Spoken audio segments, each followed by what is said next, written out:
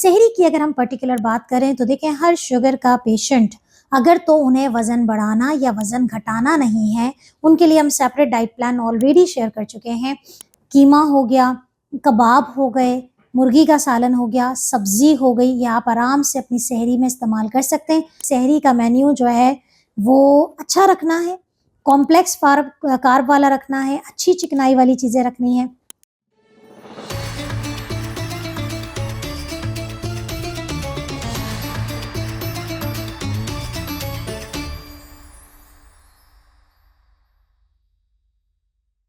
रब इश्रह ली सदरी व यस्सिर ली अमरी वाहलुल उक़दतम मिन लिसानी यफ़क़हू क़ौली। अस्सलाम वालेकुम, डॉक्टर सनिया Bashir here, consultant diabetologist and CEO of diabetes टेलीकेयर।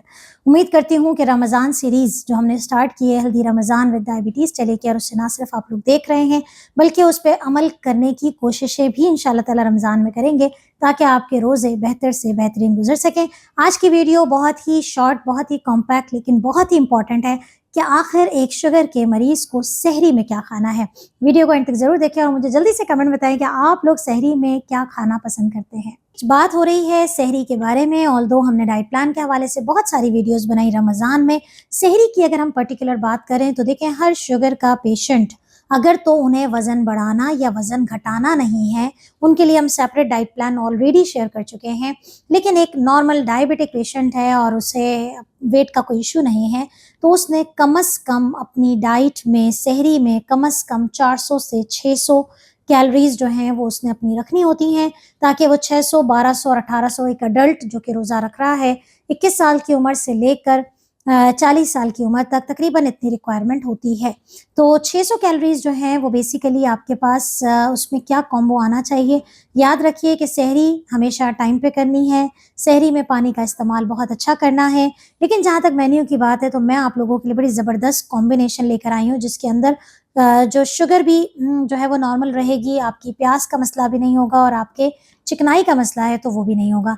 तो इसको हम देखते हैं कि क्या हमारे पास कॉम्बो मील प्लान है। इसमें तकरीबन 3 पोर्शन है कार्बोहाइड्रेट के, यानी कि 45 ग्राम, 30 से 45 ग्राम कार्ब आपके पास सेहरी के अंदर होना चाहिए।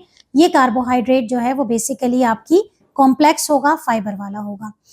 इसके अंदर आपके पास जो पहला कॉम्बो है वो ये है कि आप 2 अंडे का ऑमलेट बनाएंगे, जिसमें से आप एक की जर्दी रिमूव करेंगे और 2 एग वाइट इस्तेमाल करेंगे। इसके साथ आप जो है वो एक छोटी सी चपाती, जो कि 6 इंच का साइज जो है वो रोटी का है, एक चपाती, 2 अंडे का ऑमलेट, 1 ग्लास आप दूध, लस्सी या चाय। याद रखिए कि अगर आप चाय और इसके साथ लस्सी का इस्तेमाल कर रहे हैं तो दोनों में दूध को डिवाइड कर दिया जाएगा इक्वल बनाने के लिए 1 कप के। 1 कप के बराबर आपने दूध का इस्तेमाल करना है। आप आधा कप लस्सी में और आधा कप जो है वो चाय में इस्तेमाल कर सकते हैं। दूध अगर आप लस्सी में नहीं, दही इस्तेमाल करते हैं तो भी रेशियो यही होगा, आधा पोर्शन आपके पास वहाँ पर जाएगा लस्सी में और आधा पोर्शन आपके पास जाएगा चाय में। दूसरा कॉम्बो हमारे पास आता है कि आपने एक चपाती लेनी है, छोटी चपाती, 6 इंच की चपाती, चक्की के आटे की चपाती आपने लेनी है। आप जौ की रोटी खाना चाहते हैं तो वो भी खा सकते हैं। उसके साथ आप कोई भी किस्म का सालन इस्तेमाल कर सकते हैं। कीमा हो गया, कबाब हो गए, मुर्गी का सालन हो गया, सब्जी हो गई, या आप आराम से अपनी सेहरी में इस्तेमाल कर सकते हैं। अगेन उसके साथ 1 कप दूध इस्तेमाल करेंगे। इसके साथ दूध वही रिप्लेसमेंट आ जाती है, तो चाय या दूध या दही या कॉफ़ी व्हाटसोएवर। इसके अलावा आपके पास जो है वो खजूर या एक फ्रूट का इस्तेमाल कर सकते हैं। अच्छा, याद रखिए सेहरी में थोड़ा सा कॉफ़ी को अवॉइड किया करें, क्योंकि कॉफ़ी इज़ अ डायूरेटिक, यानी कि कॉफ़ी के बाद आपको पेशाब का ख्याल बहुत ज़्यादा आएगा। यूरिन ज़्यादा पास होने से पानी की जिस्म में कमी हो जाएगी और रोज़े में आपकी शुगर बढ़ जाएगी, जिसकी वजह से आपका मुंह खुश्क होने की शिकायत रह सकती है। तीसरा कॉम्बो हमारे पास है जौ के दलिए का। अगर आप चाहें तो देसी जौ का दलिया भी सेहरी में ले सकते हैं। 1 कप दूध, दूध की डिवीजन अगेन सेम होगी, साथ में जौ का दलिया, इसके अंदर ड्राई फ्रूट्स, इसके अंदर फ्रूट डाल के एक अच्छा सा कॉम्बो तैयार कर लें। और इसके साथ आप एक उबला हुआ अंडा भी खा सकते हैं। साथ में आप चाय का कप पी सकते हैं। दूध की पोर्शन अगेन डिवाइड हो जाएगा और ये भी तकरीबन आपके पास जो है वो 350 कैलोरीज के बराबर होता है। जो मैंने आपको ऑमलेट का बताया था वो तकरीबन हमारे पास जो है 300 कैलोरीज के बराबर हो जाता है।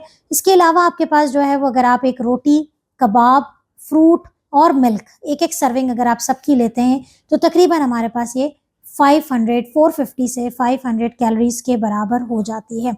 तो बताने का मकसद ये है कि सहरी का मेन्यू जो है वो अच्छा रखना है, कॉम्प्लेक्स कार्ब वाला रखना है, अच्छी चिकनाई वाली चीज़ें रखनी है। पानी की प्यास ज़्यादा लगती हो, मैंने पहले भी जिक्र किया सहरी के लिए कि आप थोड़ा सा खीरा या चिया सीड्स का इस्तेमाल रखें, दही का इस्तेमाल रखें।